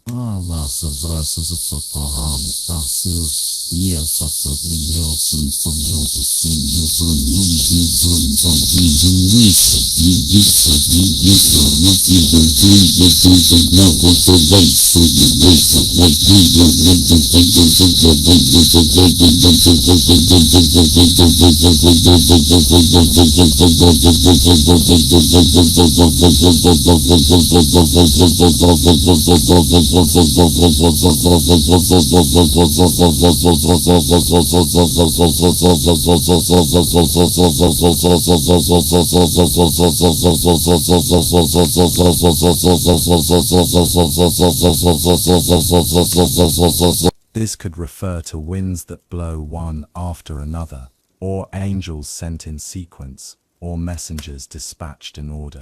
The word far suggests something beneficial, good, recognizable. Fala eyes far, far, by those that blow violently. The winds that storm, that sweep away, that clear the atmosphere. These aren't gentle breezes, these are powerful forces that reshape the landscape. 1. Nasharathi, Nashara, by those that scatter and spread. Like winds that scatter seeds, or clouds that spread rain across the earth. Forces of distribution, of spreading benefit, of carrying life-giving elements to distant places. Fal for the harakati, far, far, by those that separate with clear distinction. This could refer to winds that separate clouds, or more likely, to verses of the Qur'an that separate truth from falsehood, right from wrong, guidance from misguidance. Fal Mosid, far, by those that deliver the reminder, the angels who bring revelation, who carry Allah's message to the prophets, who deliver the divine reminder to humanity. All of these oaths, by the winds, by the revelation, by the angels who are building towards something. Allah is swearing by the forces of nature and the mechanisms of guidance to emphasize what's coming next. Verse 6 states the purpose, Euthan Nafila, to cut off all excuses, or to warn. After the winds have blown, after the revelation has come, after the messengers have delivered the message, there are no more excuses. The warning has been given, The choice has been presented. Then verse 7 delivers the inevitable conclusion. Inama tu'aduna lawakad. Surely, what you are promised must come to pass. Inama tu'aduna lawakad. What you are promised will surely happen. No doubt, no possibility of escape, no chance it won't occur. Lawakad, it is definitely happening, certainly coming, absolutely inevitable. What are we promised? The day of judgment, the resurrection, the accountability, the reward and punishment, everything we've discussed in the previous chapters, it's all lawakad, definitely coming. Verses 8 through 11 then describe the signs of that day. A farsid, Najomu tumisat, Najomu tumisat, Najomu tumisat, Najomu tumisat, Najomu tumisat. Then when the stars lose their lights, and when the heaven is cleft asunder, and when the mountains are blown away, and when the messengers are gathered to their time appointed. A farsid, Najomu tumisat, when the stars lose their light. The word tumisat means to be extinguished, to lose brightness, to fade away. The stars that have guided travelers for millennia, that have marked the seasons and the times, they will lose their light. Wasid, Ia farsid, Najomu tumisat, Najomu tumisat, suggests violent opening. Splijat, suggests violent opening, splitting, tearing apart. The sky that seems so solid, so permanent, so unchanging, it will be torn open like fabric. Wasid, Ia farsid, Najomu tumisat, Najomu tumisat, means to be uprooted and scattered like dust. The mountains that seem so permanent, so immovable, so eternal, they will be blown away like powder. Wasid, Wad tumisat, the stars are gathered to their appointed time. Ukad means to be brought together at the designated moment. All the prophets, all the messengers who delivered Allah's message throughout history, they will be gathered to witness the final accounting.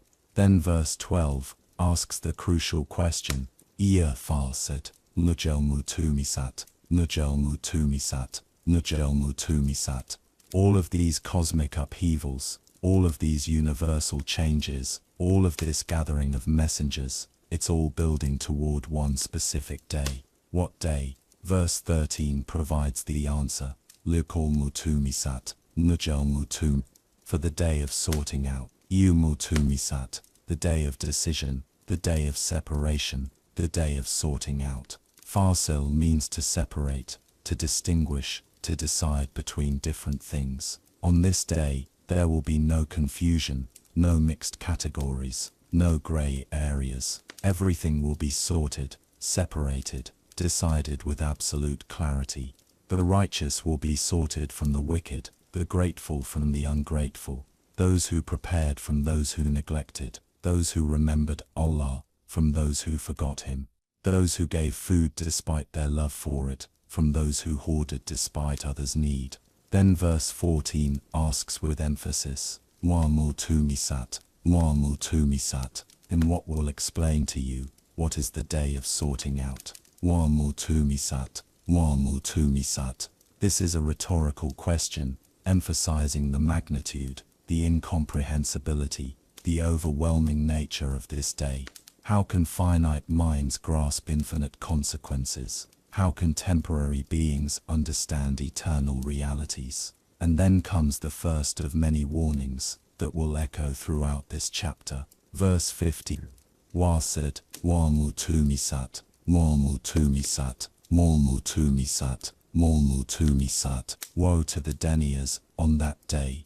Well is a word that expresses destruction, ruin, terrible consequence. Muqasid, Wa'mu tumisat. Those who deny, who reject, who call the truth a lie.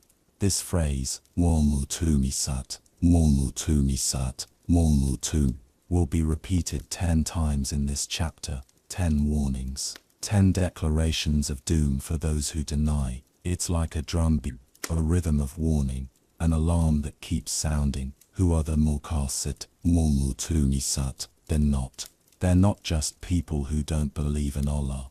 They're people who actively deny, who call the truth false, who mock the believers, who spread doubt and confusion. They're the ones who hear the message and say, this is not true, this is mythology, this is outdated thinking. But here's what makes this warning so powerful. It's not coming from human beings who might be wrong. It's coming from Allah, who is never wrong. It's not a threat from someone who might not be able to carry it out. It's a promise from the one who controls everything. The stars will lose their light. The sky will split open. The mountains will be blown away. The messengers will gather. The day of sorting out will arrive. And on that day, waylun yawma ithil, lil makath thubin. Woe to those who denied it was coming. This is the reality we're all heading toward. Not a theory, not a possibility. Inama tuaduna lawaki, what you are promised will surely come to pass. The only question is, will you be among those who prepared for it, or among those who denied it until it was too late? Surah Al-Mursalat now draws our attention to history's lessons. Verses 16 through 19 remind us, Alam nulakil awalin, thumanutbi, yuhumal, hirain, kathalika, nafalubi, mujramin, waylon yawma ithil lil makath thubin. Did we not destroy the ancients? So shall we make later generations to follow them. Thus do we deal with the criminals. Woe that day to the deniers. Alam nulakil awalin. Did we not destroy the ancients? This is a rhetorical question. Of course Allah destroyed them. Look at history. Look at archaeology. Look at the ruins of great civilizations that once thought themselves invincible. The people of Noah who mocked his ark until the flood came. The people of Lot who persisted in their evil until fire rained from the sky. Pharaoh and his army who chased Moses until the sea swallowed them. The people of Ad who boasted of their strength until the wind destroyed them. The people of Tamud who carved homes in mountains until an earthquake leveled them. The Manutbi, Yuhumal, hirain. Did we make the later generations follow them? The same pattern repeats. New nations rise, become powerful, grow arrogant, deny Allah's messages, and face the same fate as those before them. Kathalika, nafalubi, mujramin. Thus do we deal with the criminals. This isn't random destruction. This isn't arbitrary punishment. This is kathalika, the consistent way Allah deals with mujramin, the criminals, those who transgress bounds, those who reject guidance and spread corruption. And again, waylon yawma ithil lil makath thubin, woe that day to the deniers. Stern repetition of this warning, linking historical destruction to future accountability. Then verses 20 through 24 shift to one of the most powerful reminders of human origins. Alam naklukum min ma'in, fajalnahu fidwarin maken, ela kadarin malum, fakadana fanai mal, kadarun, mkilu, waylon yawma ithil lil makath thubin. Did we not create you from a worthless water? Then we placed it in a place of safety for a known period. So we did measure, and we are the best to measure the things. Woe that day to the deniers. Alam naklukum min ma'in mahin. Did we not create you from worthless water? Ma'in mahin. Despised fluid, insignificant liquid, something people would find disgusting to even think about. This is your origin. This is where you came from. You who deny resurrection, who think you're too sophisticated to believe in accountability, who mock the idea of judgment. Remember your beginning. You came from ma'in mahin, fluid so humble that most people won't even mention it in polite conversation. Fajalnahu fidwarin maken. Then we placed it in a secure place. Kadra maken, a safe, protected, stable environment. The womb is perhaps the most secure environment in creation. Perfectly controlled temperature, perfect nutrition, complete protection from external harm. Ela kadarin malum, for a known predetermined period. Kadar malum, Mujab calculated time, 9 months, not 8, not 10 months, precisely the time needed for complete development. This isn't random months, it's qadar, divine measurement, perfect planning. Faqadarna fanaimal, qadarum, the so we measured, and we are the best to measure.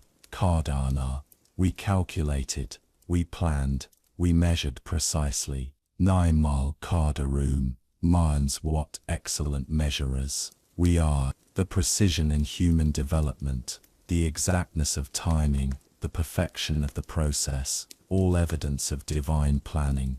And the third warning, Waylon Yorme Ithil Lil Mukath Thibin, Mujab Bigwas woe that day to the deniers. How can you deny the one who created you with such precision from such humble beginnings? Verses 25 through 28 continue this reflection. Alam Nakada, Maza Havi, Maza Havi, Maza Havi, Alaza Havita, Maza Havi, Ialum, Yoma, Ialum, Mukath Thibin, Maza Havi Bita, Maza Havita, Maza. Have we not made the earth a receptacle for the living and the dead, and have placed therein firm and tall mountains, and have given you to drink sweet water? Woe that day to the deniers. Alam Nakada, Maza. Have we not made the earth a receptacle? Kada means something that gathers, contains, holds. The earth is like a container that holds everything we need. Alaza Havi, Maza Havi, Maza Havi, Maza. For the living walk on its surface, take from its resources, benefit from its provisions. The dead are buried in its depths, return to its dust, become part of its soil. Aza Havi, Maza Havi, Maza. Wajal na fia Havi Dutta, Maza Havi Yet. Oh. Maza Havi, Maza Havi, Maza Havi, Maza Havi, Maza Havi, Maza. Waja Bita, Maza Havi, Maza Havi, Maza. Rusty, towering, majestic. These mountains aren't just scenery. These serve crucial functions in climate, water cycles, geological stability. Waja Bita, Maza Havi, Maza. We gave you sweet fresh water to drink. Maza Havi, Maza. Water that is pleasant, refreshing, life-giving, not salty like the ocean, not bitter like some springs, but perfectly suited for human consumption. The fourth warning, Waylon Yorme Ithil Lil Mukath Thibin, Maza Havita, to deniers. How can you deny the one who created this perfect environment for you? Then comes verses 29 through 34, describing the destiny of the deniers. Intleku iala havi, maza. Intleku iala dithayindita, dilaza havi, maza. Waja bi, maza havi yet. Maza havi. Maza havi. Siala tani bisa havi, maza havi, maza havi, maza havi, maza havi, maza havi, maza. Depart you to that which you used to deny. Depart you to a shadow of hellfire smoke, ascending in 3 columns, neither shading, nor of any use against the fierce flame of the fire. Verily, it throws sparks huge as forts, as if they were yellow camels or bundles of ropes. Woe that day to the deniers. Intleku iala havi, maza. Go to what you used to deny, the ultimate irony. You spent your life denying hell, mocking the idea of punishment, laughing at warnings about the fire. Now go to exactly what you denied. Intleku iala dithalimuet, dilaza. Waja bikta, dithali, maza havi, maza havi, maza. This isn't a cooling shade. This is the shadow of smoke rising from hell in 3 massive columns. Laza havi, maza havi, maza. Neither shading nor protecting from the fierce flame. Share.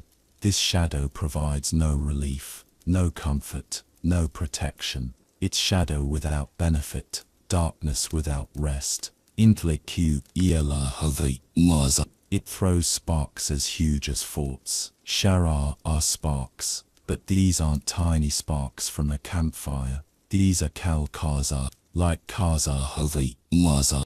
This ECM spark D, Maza, Defali, Maza. Oh, they were yellow camels. The sparks are so large, they look like a herd of yellow camels moving through the air. The color yellow here suggests the intense heat, the blazing fire. The fifth warning, Waylon Yorma Ethel Lilmakath Thibin, Maza Havi, Maza. Oh, the day to the deniers. Then verses 35 through 40 describe their complete helplessness. That will be a day when they shall not speak during some part of it, and they will not be permitted to put forth any excuse. Woe that day to the deniers! That will be a day of decision. We have brought you and the men of old together, so if you have a plot, use it against me. Woe that day to the deniers! Hatha Yorman la yantikun. This is a day when they will not speak, the same tongues that mocked the truth, that spread lies, that denied Allah's signs. They will be silent, and they will not be permitted to make excuses. No explanations, no justifications, no I didn't know, or I was just following others, or the evidence wasn't clear. Hatha yomil fasal jamanakum wala walain. This is the day of decision. We have gathered you and the ancients together, all the deniers throughout history, from the first to the last, gathered in one place for final judgment. Afayin kana lakum kadun, faikdun. So if you have a plot, use it against me, the ultimate challenge. You who thought you were so clever, so sophisticated, so smart to deny Allakum, if you have any scheme, any plan, any strategy to escape this judgment, use it now. But of course there is no plot that can work against Allah, no scheme that can defeat the all-powerful, no strategy that can escape the all-knowing. And the seventh warning, woe that day to the deniers. As Surah Al-Mursalat draws to its powerful conclusion, we see the ultimate contrast between the righteous and the deniers. After 7 warnings of Waylun Yormaithil Lil Mukath Thibin, woe to the deniers on that day, Allah now shows us the other side. Verses 41 through 44 paint a beautiful picture. In al-mutakina fi, dilalinbul wayun,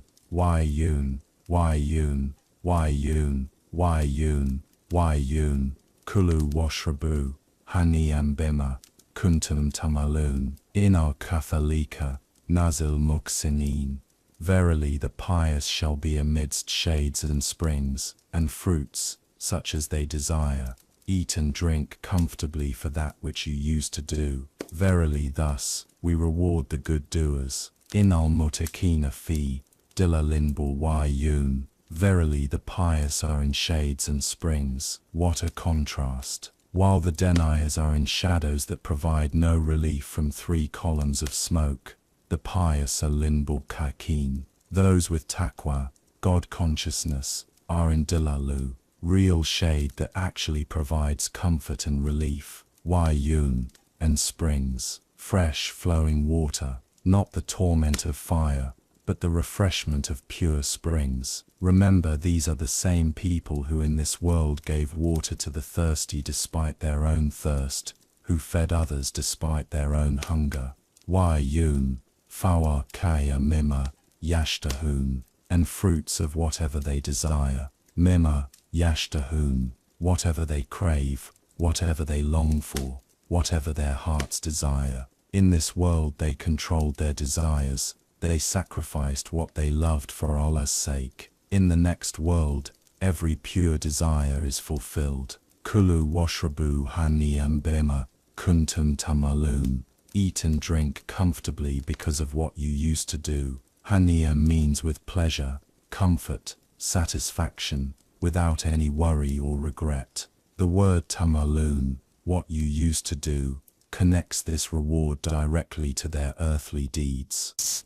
They used to feed others despite their love for food. Now they eat in perfect comfort. They used to give drink to the thirsty, now they drink from springs of paradise. They used to sacrifice their desires for Allah, now their pure desires are eternally fulfilled. Inna kathalika nazil muhsinin. Thus do we reward the good doers. Muhsinin. Those who do ihsan, who worship Allah as if they see Him, who do good with excellence, who perfect their character and their deeds. This isn't just reward, this is kathalika. This is the way, the consistent method by which Allah rewards excellence. Good deeds lead to good outcomes. Beautiful character leads to beautiful destinations. Excellence in worship leads to excellent recompense. Then comes the 8th warning in verse 45, but this time it's addressed to those who still have a chance. Waylun yawmaithil lil mukaththibin. Woe that day to the deniers. But immediately after, verse 46 delivers a stark message to those still living. Kulu wayun tamata ukalibuksinidena, inakumuksinidena, inbai. Eat and enjoy yourselves for a little while. Verily you are criminals. Kulu wayun, eat and enjoy for a little while. This sounds like permission, but it's actually a warning. Go ahead. Indulge yourselves, enjoy your temporary pleasures, live as if this world is all there is. But remember, kalibuksin, it's only for a little while. Innakum, you are criminals, not just sinners or wrongdoers. Muksin, criminals who have committed serious crimes against themselves, against others, against their Creator. Every moment of denial is a crime. Every act of ingratitude is a theft. Every rejection of guidance is a rebellion. The 9th warning follows in verse 47. Waylun yawmaithil lil mukaththibin. Woe that day to the deniers. Then comes verse 48, describing their behavior in this world. Why? Ita, kulala, yawmuka la, yoka. And when it is said to them, bow down yourself in prayer, they bow not down. Waitha, kulala, yomuka. When they are told to bow down, to prostrate, to submit to Allah in prayer. This is the simplest act of worship, the most basic expression of humility before the Creator. La yoka. They do not bow down, they refuse. They are too proud, too arrogant, too self-sufficient to bend their backs and place their foreheads on the ground in submission to Allah. This captures the essence of disbelief, the refusal to submit. It's not always intellectual doubt about Allah's existence. Often it's emotional and spiritual pride that prevents submission. They know Allah exists, but they won't bow down to Him. The 10th and final warning comes in verse 49. Waylun yawmaithil lil mukaththibin. Woe that day to the deniers. 10 warnings, 10 declarations of doom, 10 calls to wake up before it's too late. And then Surah Al-Mursalat ends with the most profound question in the entire Qur'an. Verse 50. Fabi ayyas hadithin ba'dahu yu'minun. Then in what statement after this will they believe? Fabi hidi. In what statement, what message, what communication? Ba'dahu. After this, after the Qur'an. Yu'minun. Will they believe? This is the ultimate question. If the Qur'an doesn't convince you, what will? If these clear signs don't move you, what could possibly move you? If these powerful arguments don't persuade you, what argument could succeed? The Qur'an has shown you your humble origins, from worthless fluid to conscious beings. It has described your purpose, to be tested through gratitude or ingratitude. It has painted paradise in vivid detail for the righteous. It has warned of hell's torments for the deniers. It has reminded you of history's lessons. It has described the cosmic upheaval of the last day. It has presented the choice with crystal clarity. Fabi hidi in ba'dahu yu'minun. What message after this could possibly be more convincing? If the word of Allah doesn't move you, what human word could? If the signs in creation don't convince you, what evidence could? If the stories of the righteous don't inspire you, what inspiration could? If the warnings about judgment don't wake you up, what alarm could? This question haunts the reader. It forces you to confront the reality that if you reject this message, you're essentially saying that nothing could convince you. You're closing your heart to truth, no matter how clearly it's presented. But there's mercy even in this challenging question. It's not too late. As long as you're alive, as long as you're breathing, as long as you're conscious enough to understand these words, you can still choose. You can choose to be among the muttaqeen in shades and springs, eating and drinking comfortably. Or you can choose to be among the mukaththibin facing woe on that day. You can choose to bow down now, in humble submission. Or you can choose to remain standing in prideful rebellion. You can choose to believe in this message, or you can reject it and face the consequences. The choice is yours. But remember, Nook, this choice has eternal consequences. And once this life ends, the time for choosing ends with it. The Qur'an has spoken. The warning has been given. The invitation has been extended. The path has been illuminated. Fabi Hidi in Badahu Yumin. What message after this will you believe? The question is not just rhetorical, it's personal. It's directed at you right now, in this moment. What will your answer be? Thank you for resting with me and listening to these reminders from the core Sitchin. If you like to continue this journey of peace and reflection, please subscribe for future episodes. Together we can keep learning and finding calm through the words of Allah.